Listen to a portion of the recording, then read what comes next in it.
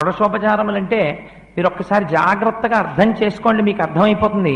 మొట్టమొదటిది ధ్యానం, రెండవది ఆవాహనం, మూడవది ఆసనం, నాలుగవది పాద్యం, ఐదవది అర్ఘ్యం, ఆరవది స్నానం, ఏడవది వస్త్రం, 8 యజ్ఞోపవీతం, 9 గంధం, 10 పుష్పం, 11 ధూపం, 12 దీపం, 13 నైవేద్యం, 14 తాంబూలం, 15 నీరాజనం, 16 మంత్రపుష్పం. మీరు ఒకటి పూజ దగ్గర మొదలెట్టినప్పుడు బాగా జ్ఞాపకం పెట్టుకోండి. మీరు పూజ పూర్వాంగంలో ప్రారంభం చేసినప్పుడు అక్కడ ఉన్నవాడు భగవానుడు, నేను ఆరాధకుణ్ణి అని మొదలు పెడతారు.